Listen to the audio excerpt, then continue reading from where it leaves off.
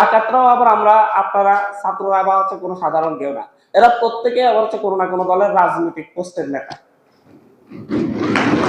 যেভাবে সরকারি দল হিসাবে ক্ষমতায় যাওয়ার জন্য নির্বাচনের আগে অনেক প্রতিশ্রুতি দেওয়া হয় এবং সরকারি দলে গেলে সেই প্রতিশ্রুতি বাস্তবায়নের কোনো কোনো ক্ষেত্রে চেষ্টাও থাকে, কিন্তু আসলে লোকাল পর্যায়ে গেলে এই বাস্তবায়নটা অনেক বেশি কষ্টসাধ্য হয়ে যায়।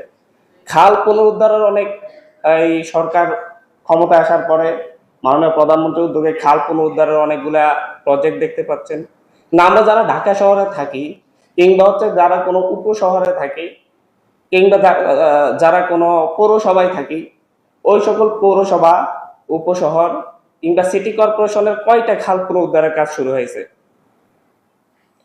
কারণ এই জায়গার ল্যান্ড ভ্যালু অনেক বেশি, খালের উপর নির্মিত দোকানের ভ্যালু অনেক বেশি, খালের উপর নির্মিত ভবনের ভ্যালু অনেক বেশি।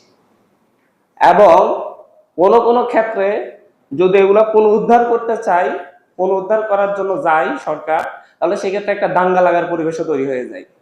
এবং যারা দাঙ্গা তৈরি করতে চায় তারা কেউই সাধারণ কোনো মানুষ না, তারা প্রত্যেকেই হয় এনসিপির নেতা, না হয় হচ্ছে জামাতের নেতা, না হয় বিএনপির নেতা, না হয় আওয়ামী লীগের নেতা।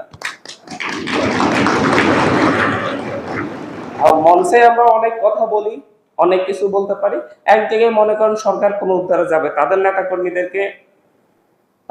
কর্মীদেরকে রাজি করালো যে হচ্ছে আমরা খাল পুনরুদ্ধার করব, এই দোকানপাট গুলা ভাঙবো। সেই জায়গায় কি হবে, ওই যে সাধারণ মানুষের ম্যান্ডেট পেতে হবে। এই পৌরসভার ধরন হচ্ছে অ্যাবাউট 20% ভোটার এইরকম ব্যবসা বাণিজ্যের সাথে জড়িত, এই দোকানপাট গুলোর সাথে জড়িত কোনো না কোনো ভাবে।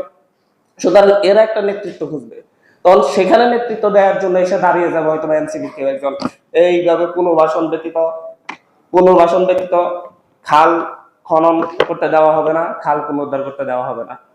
তো ভাই আপনাকে কে বলছে? আমি আমার দলের নাম বলতেছি জাস্ট একটা XYZ না বলে, বাংলাদেশের বাস্তবিক পরিস্থিতিটাই এটা।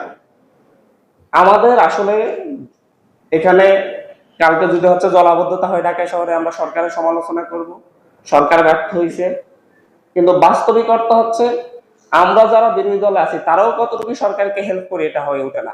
প্রত্যেকটা জায়গায় রাজনৈতিক মানে নিজস্ব রাজনীতির কারণে, নিজস্ব ম্যান্ডেটের জন্য কোনটা সত্য কোনটা মিথ্যা তার পক্ষে তার নিশ্চিত না হয়ে যেই দিকে জনবল বেশি সেই দিকে এসে দাঁড়ায়া যায়, এবং এটাকে বলো পপুলিস্ট রাজনীতি।